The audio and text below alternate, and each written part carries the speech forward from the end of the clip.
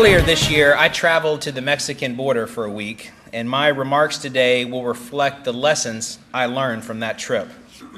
We were 5,000 feet up in the mountains along the border California shares with Mexico at 2 in the morning. We were in freezing 30-degree weather with the wind howling in our faces.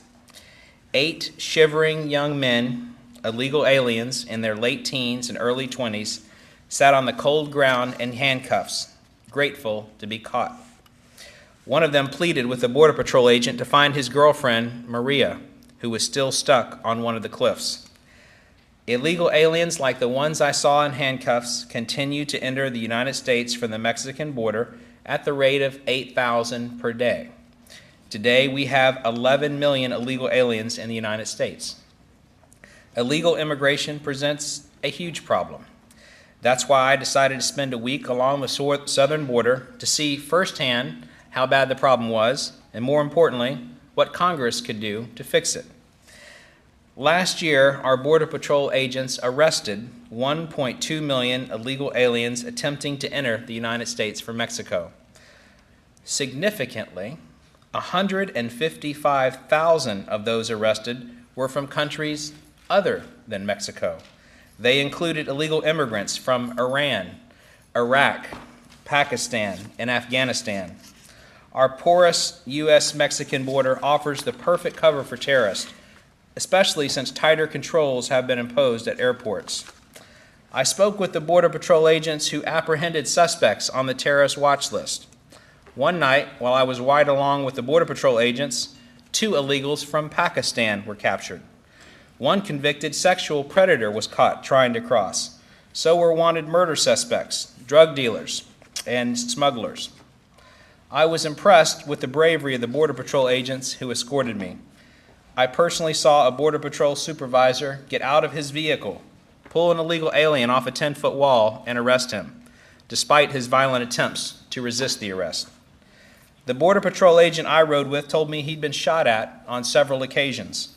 23 of his colleagues have been killed in the line of duty since 1990. For example, Border Patrol agents Susan Rodriguez and Ricardo Salinas were gunned down by a murder suspect. Agent Jefferson Barr was shot to death by a drug trafficker. We can do cute little stunts by putting gloves on the stage here, but our people are dying here on this issue, and it's not a stunt. Now, let me tell you, the Border Patrol agent that I rode with impressed me with his bravery and talking about being shot. But if it's dangerous to be a Border Patrol agent, I want you to imagine for a second what it's like to be a person who actually lives along the border. I sat down in the living rooms of 4 different people who own ranches along the border. One couple, Ed and Donna Tisdale, documented on home video 13,000 illegal aliens crossing their property in 1 year alone. The Tisdales had their barbed wire fences cut by illegals, running off the family's cattle. When their dogs barked to scare off intruders, the dogs were poisoned. Another rancher told me about numerous break-ins at his home while his family slept, as illegal aliens tried to find food and clothing. One morning, his daughters had gone out to feed their pet bunnies, only to find them skinned and taken for food by illegal aliens trying to escape to a nearby highway. The economic impact of crossers who are successful is catastrophic. Illegal immigration costs taxpayers $45 billion a year in health care, education, and incarceration expenses. The cost of the estimated 630,000 illegal aliens in Florida is about $2 billion a year, meaning every family in my congressional district pays a hidden tax of $315 each year and still faces depressed wages because of illegal immigration. So how do we fix the problem? First, we need to crack down on employers who knowingly hire illegal aliens. Jobs are the magnets drawing illegal workers across the border. It should be mandatory for employers to check the paperwork of new hires or face stiff penalties if they don't. Second, we need to complete construction of the double fence for 700 miles along the border near populated urban areas. San Diego saw a steep reduction in crossings from 500,000 to 130,000 when the double fence was completed there. The president signed the border security fence last week, and Congress has appropriated $1.2 billion for the construction cost. More will likely be spent in the future. Third, where mountains and rugged terrain make completion of a double fence impossible, we need to have a virtual fence. Congress recently appropriated more money for infrared cameras that enable agents to see the entire border. The entire border, to put it in perspective, is 2,000 miles. So we would have, in the highly trafficked urban areas like San Diego, a physical fence for about a third of it, 700 miles. The rest of the area, it's mountainous. You can't build the double fence. The infrared cameras are what allow the Border Patrol agents to see the illegals crossing at night, and that's what I'm talking about there. Finally, we need more Border Patrol agents. Since I've been in Congress, we have gone from 9,000 Border Patrol agents to 14,000, but thousands more are still needed. 1 million immigrants come to America legally each year, and my staff members, of which there are 17, spend the majority of their time helping those who want to come to our country to work hard and play by the rules. The nicest letters I get are from people who are coming here the right way and thank me and my staff for helping them and helping their relatives. And I'm going to continue to help people come here legally. We're protected from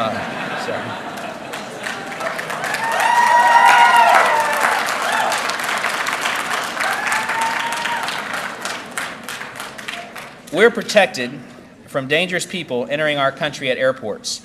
IDs are checked against the terrorist watch list and baggage is screened.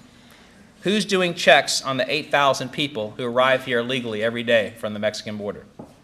Who is our last line of defense? It's a Border Patrol agent in a green uniform working alone.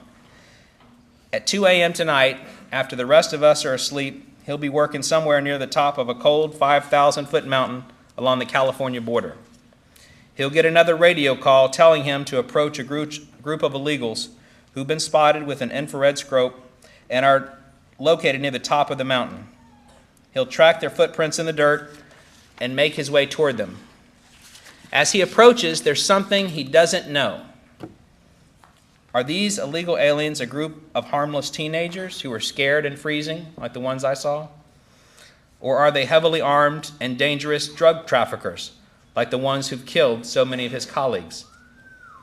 Either way, he'll approach them because it's just another day on the job. I have a message for that Border Patrol agent. The United States Congress knows you're there. We appreciate your service, and help is on the way. Thank you for having me today.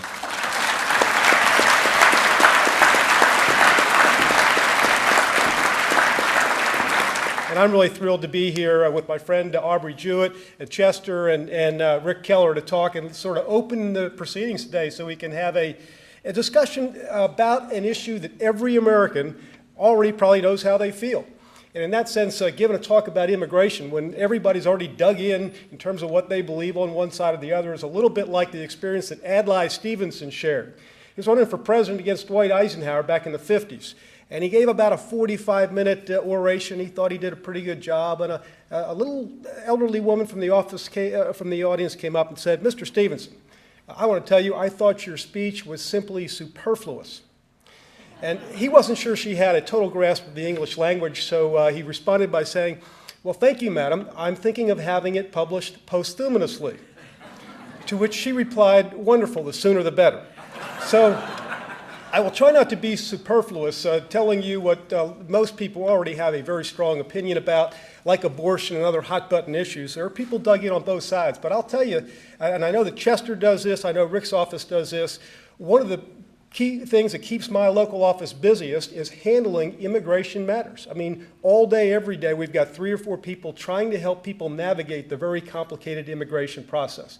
And it's something that keeps our offices busy. We want to help make sure people do the right thing by immigrating legally, and when they get here, we try to help them, whether it's extending visas, whether it's education visas, or we work at the university. So this is a very important part of our day-to-day job and the folks that work with us.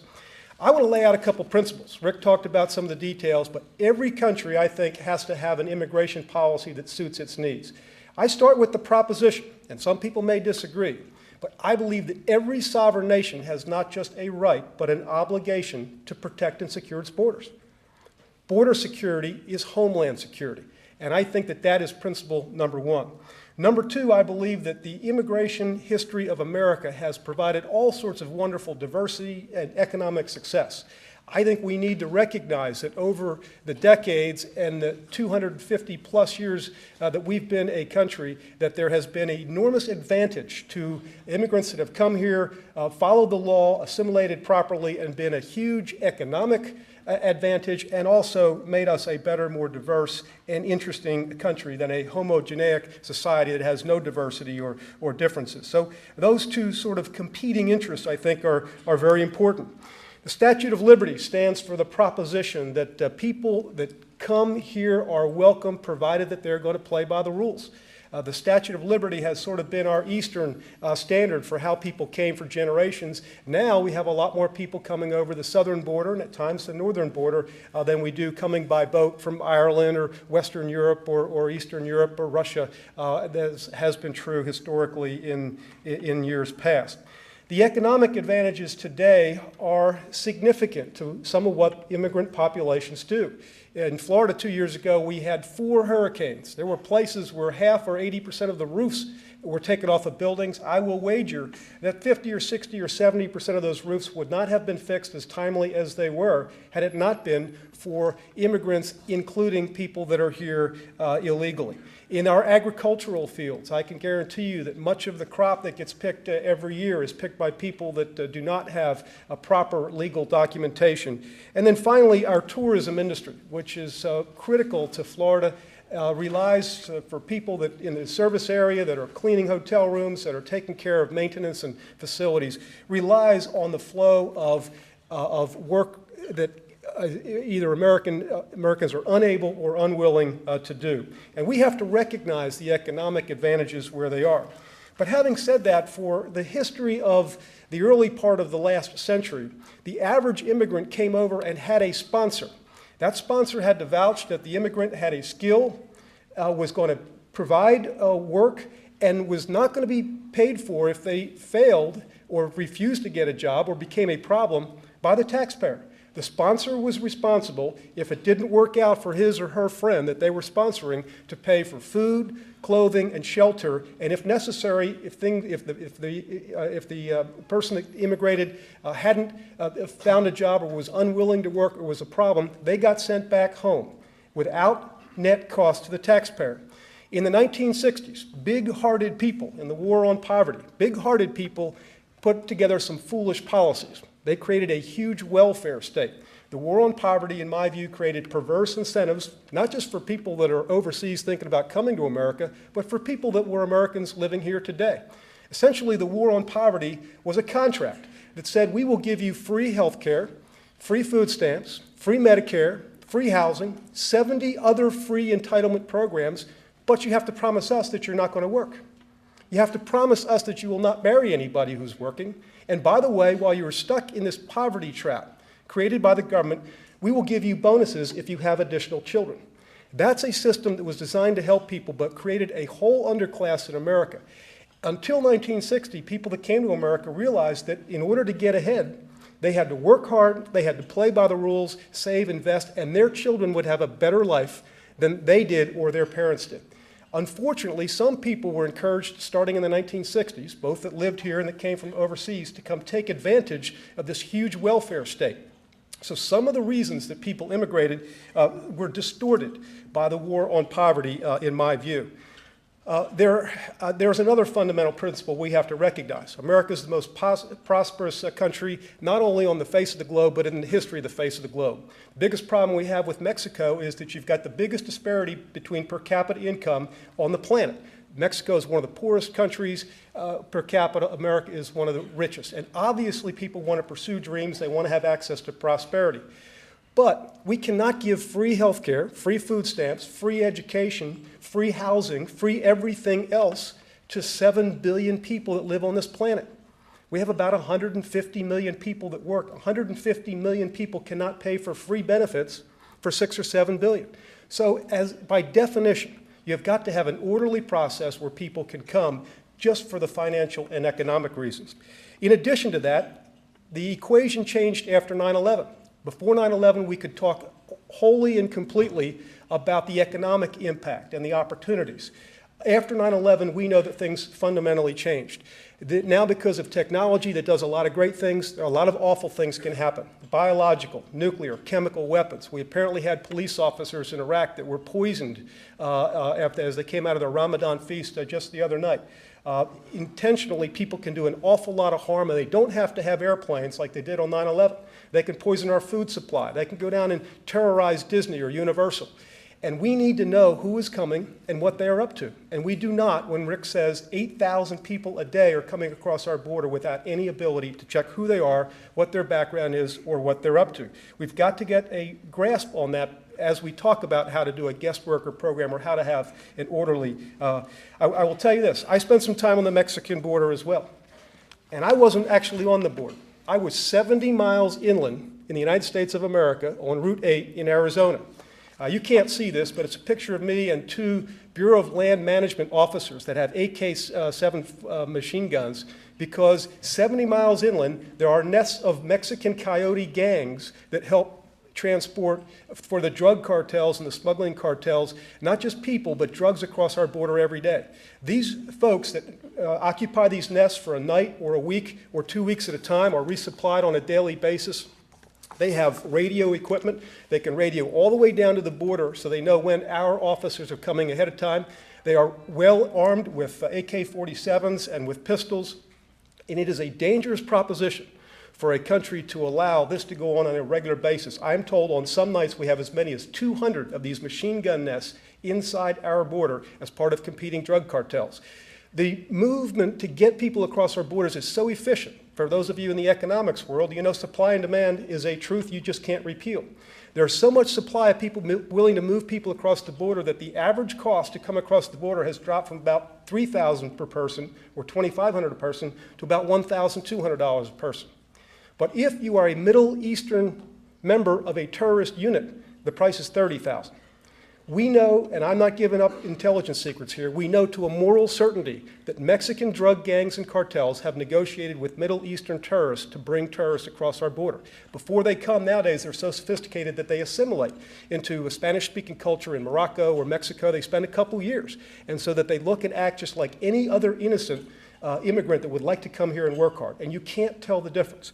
What do we do about this? I think that's the important reason that this conference is called together. Finally, I will tell you that it is important for any country to assimilate its immigrants. I happen to believe all of us, unless you're a Native American, all Americans are immigrants.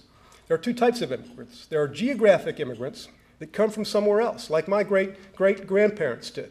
And they have to learn what it is to be an American. They have to learn the American work ethic. They have to learn as they come from somewhere else what it means to work hard, to build a family, to play by the rules, to take advantage of all the great American opportunities. But you know, there's another type of immigrant, Ric Keller's son. These are temporal immigrants. Ric Keller's son is going to need to learn what it means to be an American citizen, how to play by the rules, how to be part of the great American opportunity society. And so whether you were born here or whether you came from somewhere else, we have to teach everybody that comes how to be an American if we're going to be a great country in the future as we have been in the past. It is difficult to do that if you've got a large group coming at any one particular time. It was the Irish, my ancestors for years. It was the Italians. It was Eastern Europeans. And ghettos were created in America where people spoke the same language, where people didn't get out. They didn't assimilate into schools. And it was a problem. There's only so much that you can assimilate at a time, one of the reasons that you need to regulate immigration. In Western Europe today, they have Muslim communities where they do not go to public schools, they do not go to any church other than their own Muslim temple. They do not assimilate into culture, and it's the reason that you have riots in France. It's the reason that you have terrorist networks. All of the terrorists in the last British episode were native-born Brits, but they had grown up in these Muslim ghettos. We need to make sure that we are assimilating every new American, whether they're born here in a hospital or whether they come across the border, and that's part of what we have to do. And I'll leave you with this thought. Ed Gibbons wrote maybe the most famous history book ever, The Decline and Fall of the Roman Empire. And one of the fundamental conclusions he reached after the most exhaustive study of an empire that's ever been done is that empires rarely, if ever, die based on what somebody outside their country did. It is how they deal with and assimilate their own population that either allows an empire to thrive or to die and commit suicide. We have to have a balance here that will allow us to be the great America in the future that we have been in the past. Thank you very much.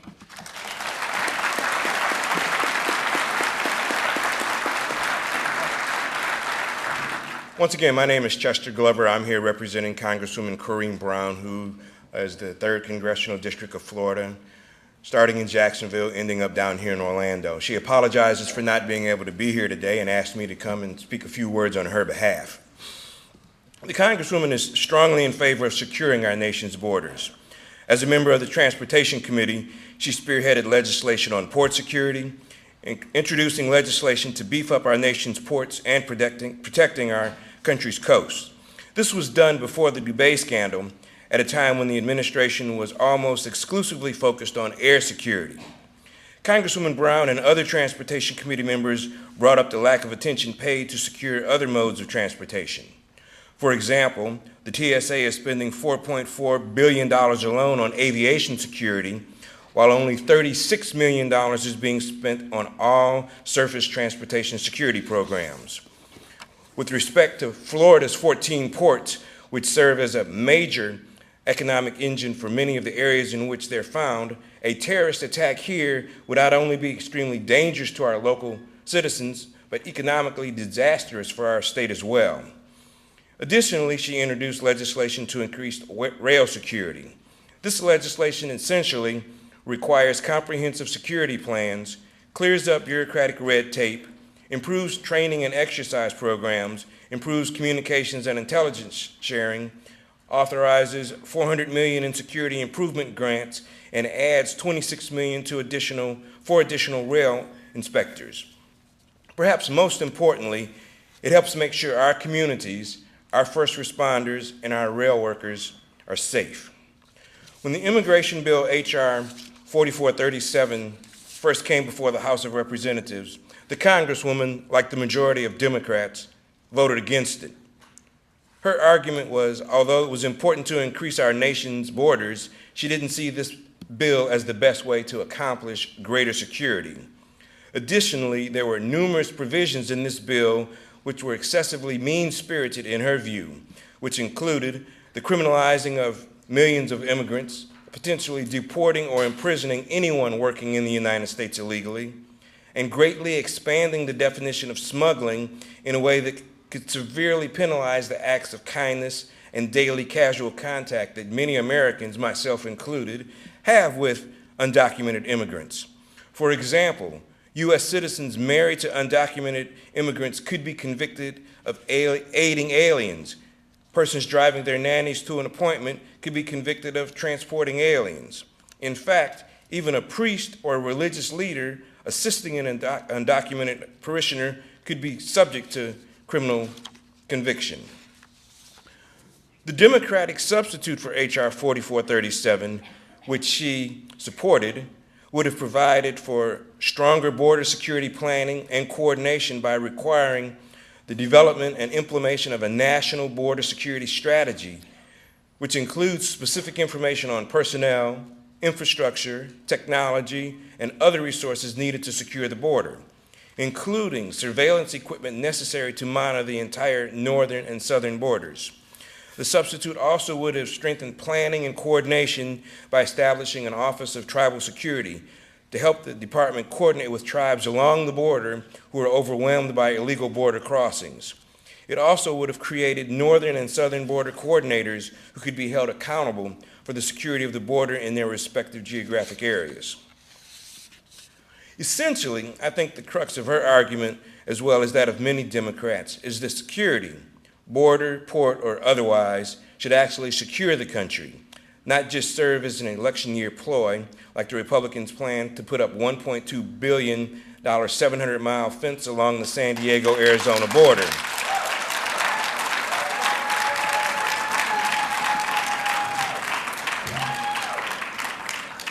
Although this appears good in theory, in reality, it will cost taxpayers billions of dollars and will just force illegal immigrants coming in from South America and other areas to find alternate routes. Additionally, we are putting up a huge fence on the Mexican border, but everyone knows that the terrorists are legally here in this country and are not of South American origin. She thinks we need to focus our resources into other areas like rail security, port security, as I've mentioned before. We still have millions of containers coming in from foreign ports that aren't checked, and we are arguing about a fence along the border. Yet for the moment, since the House nor the Senate have reached agreement on a broad-based bill, she's waiting to see what emerges next in Congress. I thank you. Thank you for acknowledging me, and thank you, Congressman, for speaking today. My question is directed to Congressman Keller. You spoke of these immigrants coming over and skinning rabbits along our borders, those poor rabbits. And I want to know what government is doing, what our national government is doing to make the legal process for immigration more appealing to these illegal immigrants. Because if they're coming over in such great numbers and they're famished and looking for food and anything like that, then why are they doing this when applying legally is just as nice as I come to understand from hearing your speech? Well, thank you for your question. What are we doing to help people come here legally? We have 1 million people each year who come here legally to be permanent residents. 1 million people. We have a variety of existing programs from A to Z that they can use. Now, there's some people that don't qualify for their programs based on their background. For example, in my speech, and I'm sure you're listening, I told you about when I was out there that day that there was a convicted sexual predator who was arrested. He can't come here because we do background checks when we go through the legal process, and there are others. Our first goal right now is to secure the border and enforce the law, so we have not a situation where we go from 11 million illegals to 30 million illegals. And by the way, that's what happened when we gave amnesty to illegals in '86. We went from 3 million illegals to 11 millions. Once we have secured the borders and set it up so only people can come here legally, then we will decide in a humane way what to do with the people who are already here once we've done that. The debate in Congress mainly with what to do with people here is whether we give those people citizenship and amnesty. That's the debate. I personally don't, even if we find some way for them to stay legally, I don't think citizenship and amnesty is the way to go, because I think it rewards illegal behavior and will encourage more people to come here. You know, I'd remind you, we're talking about different categories of people when we talk about folks coming to America. We've got students, and to be a world-class university like it is, University of Central Florida benefits from the rich diversity of students we have. Having said that, remember the first thing we did in Florida after 9/11? I was Speaker of the House. We shut down, we got control of flight and piloting schools to make sure we were not teaching people how to fly a plane that didn't care how they landed or how they took off. They just wanted to know to fly in midair. Well, when you think about chemistry or nuclear lessons or biology, people can develop the next type of nerve gas, sarin gas, and so one of the things we have to worry about that we didn't worry about before 9/11 is as we invite students to make sure that they are studying things for the right purposes and not here to do harm. The other types of workers workers come in are people that have high-tech skills. You talk to engineering companies across the country, they will tell you we don't have enough scientists and mathematicians. The Chinese are producing about 5 times as many annually as we do. So skilled workers that we don't have enough of to keep plants and manufacturers here in the United States. And then there are unskilled workers. There are people that just are happy to go out and work in the tourism or agriculture area that we don't have enough of, and so there are different categories. And then finally, there would be temporary workers. So there are different reasons that we have to have as we address these policies, and it depends really on an individual's background and ability. The last thing I wanted to say is that Florida is sort of unique because our largest immigrant population comes from Puerto Rico, which is a U.S. Part of the U.S. territory, and so these are not non-Americans. And then secondly, our second largest population, it tends to be from Cuba, who has special status because they are subject to a communist dictatorship. So we're much different in a large degree than, say, the southwestern states. Isaac, thank you for speaking here. And my question is, you seem to place all the focus on the Mexican border, but what are your views on the Canadian border that seems to be secured?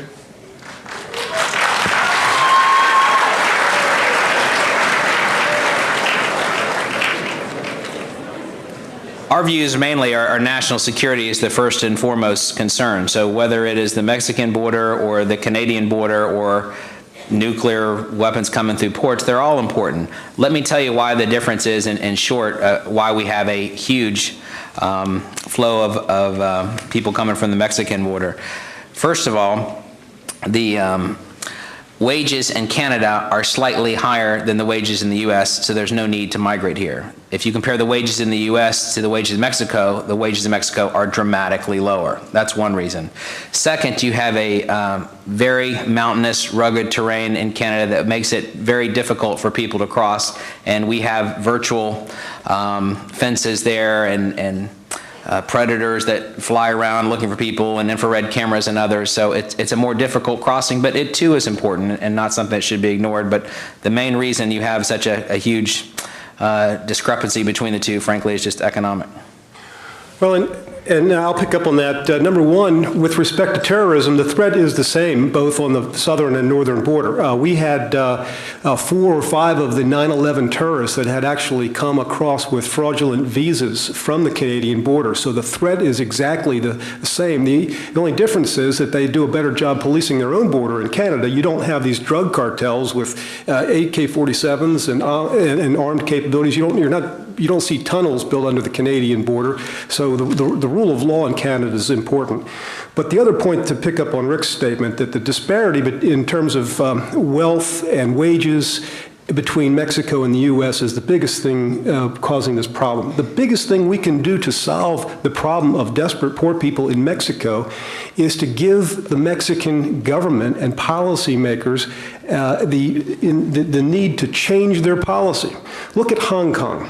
Hong Kong is a desolate rock with 8 million people on it. They have to import 99.5% of their own food. But 50 years ago, thanks to Great Britain, they adopted the principles of low taxes, of freedom, of free trade, of less regulations, very strong property rights, and the rule of law. They enforce contracts. Their court system is second to none. If Mexico would get rid of their corruption, if they would have a more transparent government, if they would guarantee people property rights, over a short period of time, Mexico would start to become prosperous, and you might have Americans moving to take advantage of prosperity in Mexico. But, well, okay, well, here's somebody who wants some time for a rebuttal, but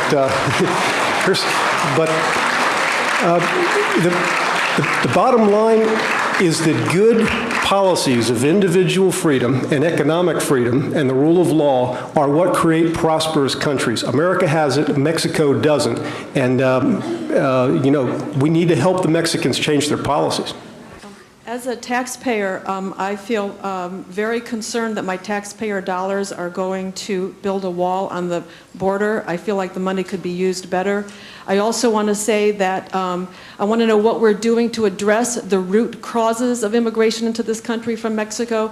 There's a direct correlation between the implementation of NAFTA and immigration into this country.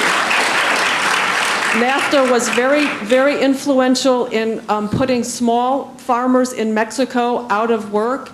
Their subsistence living in Mexico was taken away from them by the big corporations, and this was as a result of NAFTA. And that's a U.S. foreign policy. I want to know what we're doing to address that, to change that, so that we can address the root causes of poverty.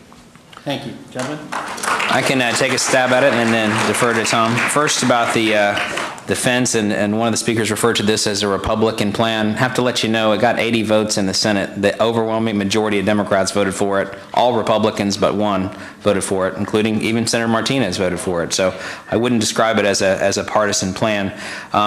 The reason it's ultimately going to save us money in the long run is because if you don't have a fence in these high traffic areas like San Diego, you're going to have hundreds of thousands of Border Patrol agents, and that's going to cost us more money in salaries than a fence would over the long term. Let me tell you that where there's some common ground about the solution here. Tom has briefly mentioned it. The key to long-term 20, 30 years from now of not having this mass immigration problem is to make countries like Mexico, Guatemala, El Salvador successful. If they have wages that are higher, they're not going to feel the need to come here. And however we can help them be successful is what we need to do. Now, many of us in Congress thought that, well, one way we can help them is by passing free trade agreements that you're objecting to. CAFTA was one, the Central America Free Trade Agreement. NAFTA was another, so they would have open markets here in the United States to sell their products to. I know you have a different view on that particular thing. But whatever your view is, whatever we can do collectively to help them be successful in the long run is the long-term solution, and I think there's common ground on that. I will defer to Congressman Feeney for the rest of that. You know, with respect to the costs, as I said, there are almost 7 billion people on the planet. I appreciate the difference of viewpoints. You're wearing a very, very nice shirt that says, "Feed the world." And some people might want me to tax the 150 million Americans, confiscate the hard-earned money that they make every day. People are working 50, 60, 70 hours in America, and some people may want me just to confiscate what they have and disperse it all over the world. What we have found is that the old proverb is true. Give a man a fish, and you have fed him today. Teach them how to fish, and you have fed them forever. The amount of money we spend on International Monetary Fund or the World Bank, we're the most generous country on the face of the earth, but in a lot of places we have not done people favors just by feeding them the short run. When we get to a country and liberate it, like Hong Kong with good policies, what you find is that those countries prosper and they go on forever. I'll leave you with this thought, because you do talk about how we have to feed people and give all these benefits out. If you go to any hospital in Central Florida on a Friday or Saturday night, you will find that the emergency room is overwhelmed. The people I represent in District 24 are the most generous people on the planet. They do more with their tax dollars, they do more for charity, they do more to help not just their fellow Americans, but people around the world. We're the first country on the spot when there is a natural or other type of disaster. But having said that, bottom line, when it comes to obligations and entitlements, I believe that American taxpayers ought to get protected at the local hospital first, that American taxpayers ought to have their children educated first. With respect to housing and assistance, American taxpayers need to be the beneficiaries of government policies, and then we will look with government policies to how we can do welfare for the rest of the world.